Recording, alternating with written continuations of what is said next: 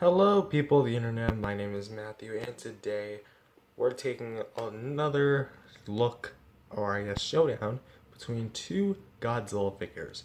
These two have been pretty much rivals since the release of the newer figure, and these suckers have been compared so many times, it is about time we finally put an end to this debate.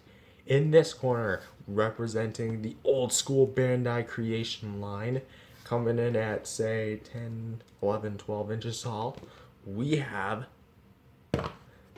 the Bandai Creation 2004 Godzilla large scale version. And in this corner, we have from the new line of Playmates Godzilla figures, we have the Playmates Giant Godzilla 2004.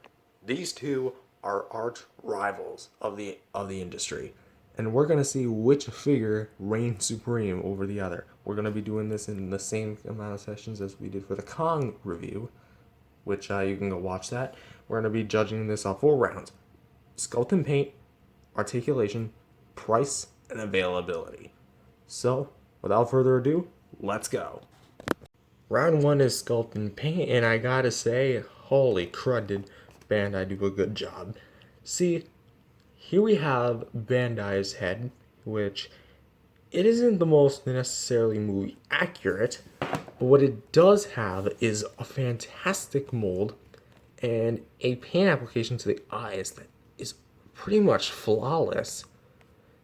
Teeth paint that is pretty much spot on, no matter where you look at it. And tongue paint, which I'm even surprised they were able to paint it, that sucker in there. That's honestly really cool.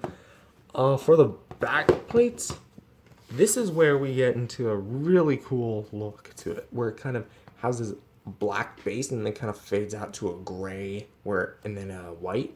And I gotta say, throughout the rest of the whole body and the tail, it looks really nice. The overall body has like a bunch of bumps and crevices, kind of to emulate the scales of what you'd see in the movie. Also, the claws, they're really nicely painted too. Granted, mine has some scuffing, but I got mine used, so that probably means like the previous owner, maybe it was like a little kid, went to town on this thing. Even though if he went to town on this thing, you'd expect this thing to be like completely torn up. But the shading on the claws, it still looks awesome. Like, oh my goodness. I'm just fanboying over this. We also have nice other claws on the, other claw. We have kind of the same paint application going on at the toenails here. Only problem is that on the bottom of the feet, there's no paint at all, which kind of sucks. I mean, you could have went the extra mile. And that kind of wraps that up. Next, we are gonna go on to the tail because I just wrapped up the body. And I think my main complaint with it is its overall pose of the tail. Like, I know Godzilla flails his tail up in the air all the time, almost like a cat when it's angry. But, like, this just looks unhealthy. Like, nowhere in the movie does Godzilla do this. Nowhere in Godzilla film history does Godzilla do this. His tail does not bend like that. It just doesn't come down and all of a sudden, ooh, I want to go straight up, and then but the curve overall, like, right here does look very natural. Though, it kind of confuses me. Like, is this him walking to the city? Is this him getting ready for battle? Like, why would his tail be curling in? Though it kind of does remind me of, spoilers for Godzilla vs. Kong, but there's like a little scene where Godzilla and Kong are like standing in Hong Kong, and then like Godzilla's kind of flopping his tail on the ground. That almost kind of looks like he's about to do that, except it's behind him, not to the side. I don't know, it kind of reminds me of that. So overall, the sculpted detail, it's really nice for this guy. On to the Playmates, and wow, very questionable here. We're gonna first off start with the head, which it's kind of identical to the Bandai, but I will say that it has a more movie accurate look to it. It kind of has a much more thinner jawline than its Bandai version. And I also like the eye paint a lot, even though it's more simplistic. I really like the blue on it. Not to mention the orange spray. I know that's more of a mistake, but that kind of gives it almost like a glowing effect. The teeth are okayly applied, and the tongue is just pink. There's not really anything to write home about.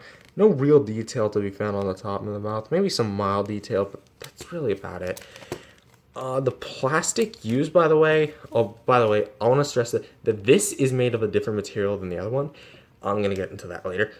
That this is very mellow detailed. Just like we talked about the Playmates Godzilla vs. Kong figure, you can run your finger down this thing and you'll feel bumps and crevices, but for the most part, it's just really faded, very mellow detail.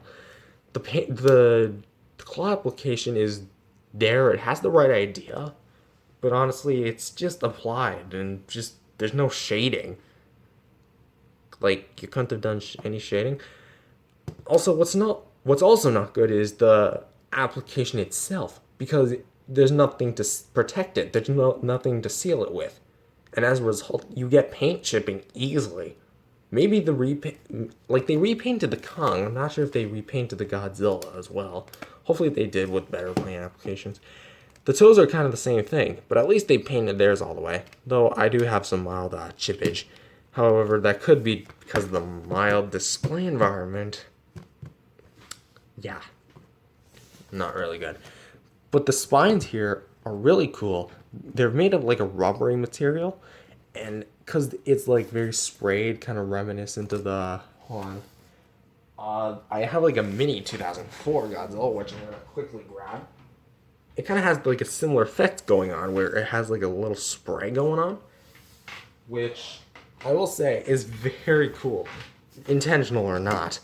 And the tail has a much better pose than its Bandai predecessor, because it actually doesn't jut all the way up and actually kind of lumbers down a little bit, which I think is a much better pose. So comparing these two guys is a bit difficult here in this department, but I think I narrowed down a winner. The Bandai has the advantage of better sculpted details and a better paint application, and overall better paint. While the Playmates has the advantage of a more movie-accurate sculpt and overall better pose to it. However, you might say that both wins 2 points, so it's a tie. Nope, I'm giving this to the Bandai. Why? Because its sculpted detail, while it's more defined and it's more deeper, I guess, like the sculpted details themselves. Well, the Playmates is much more mellow. Like, I kid you not. I'm not saying the Playmates is bad in the sculpting detail department. It gets the job done. But this one just gets the job done better. So, he wins. Second round, Posability. Let's see what the Bandai's got. We're going to move Playmates out of the way here. Alright, we got the center stage to the Bandai. Let's see what you can do. Bandai features a really good head swivel, which it's a little tight, but honestly, this thing is like how many years old? Of course it's going to be tight. Or, well, I guess that would be more loose. You have a swivel at the bicep. No, that's not the shoulder. This is the shoulder. This is the bicep, right above the elbow and below the shoulder. And both of them can go in about that far and go out about that far. Kind of looks like he's getting arrested, but hey. You have very tight leg swivels. I could never get these things to be loose, no matter how hard I pull or push. And then here for the tail, you have very tight joint right here, though it can rotate. Another joint and another joint. This one's loose. This one's kind of okay. This one's tight. So it's kind of like tight, alright, loose. So overall, you get 1, 2, 3, 4, 5, 6, 7, 8 joints on this guy total. Now, Playmates' turn. Let's see what you can do. Yeah, I'm doing this live because, honestly, I can't edit this video. This thing is going to be so long.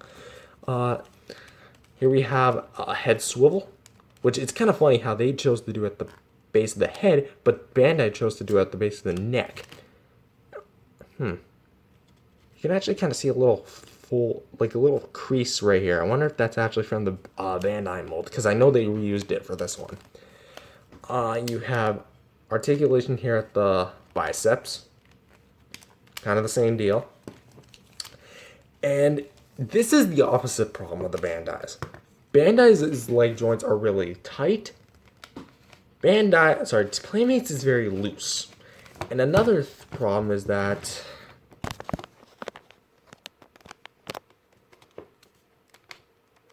that little white stuff, that is scraped up plastic. Not very good, Playmates. Here's a little advantage. The Playmates has foot swivels. Nice. And it doesn't feature a joint here, but it does feature a joint here and here.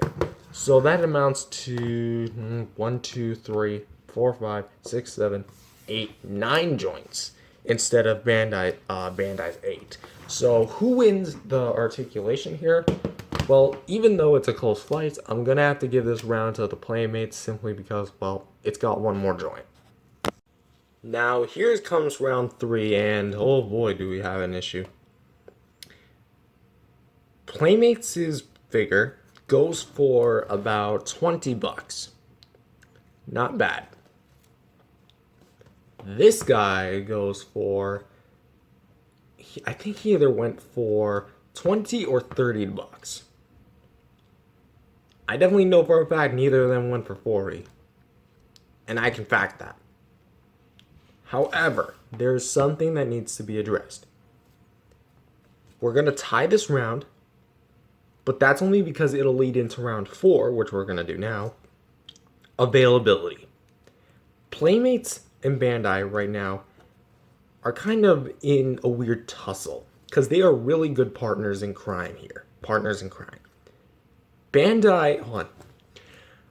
Playmates has, okay, hold on, how do I say this?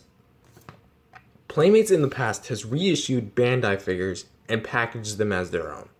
Obviously, they bought the rights to it after the CEO, I think, came out and said that they bought the Bandai molds. So we're going to go ahead and assume that it also means this because this borrows the mold from this. But at the same time, around that time as well, Bandai reissued some of their other figures like Godzilla 2004, but only at Walmart's. These guys are getting much more, these guys are getting more sold at other places, like Target. So, even though he got a reissue, he still goes for high prices online. I saw one that went for $200, and for $200, that is way too expensive. Honestly, I could rant about that all day. Godzilla figure list prices. Like, seriously, stop jacking the figures prices up. They're just monster toys. So I'm going to have to give this round to Playmates because you're going to be able to find this guy at Targets, Walmarts, and hopefully Toys R Us if that comes back. Because I think they are planning a return. And anywho, that kind of wraps things up. So hold on, let's get the scoreboard out. Grabbing my scoreboard here. We can see that we're going to go off 4 rounds here. We're going to do Sculpting Paint went to Bandai. Articulation went to Playmates. They both got a point in round 3, which was price, because they're both priced at least identically. And Playmates won the round in terms of availability, because it's getting a mass release instead of just a Walmart exclusive, which I know in the past Bandai has gotten a wide release, but it's just now that they're only just doing it in Walmarts. And here's the points. 3-2, Playmates wins this. Or does it? Let's be fair here. In some situations, the inferior figure can win over the better figure. But here's the thing. Playmates, in my opinion, Bandai is the better figure than Playmates. And will always be. But that doesn't mean Playmates is bad. None of these figures are outright terrible. So, again, in my opinion, I prefer Bandai over Playmates, but Playmates just somehow won this round.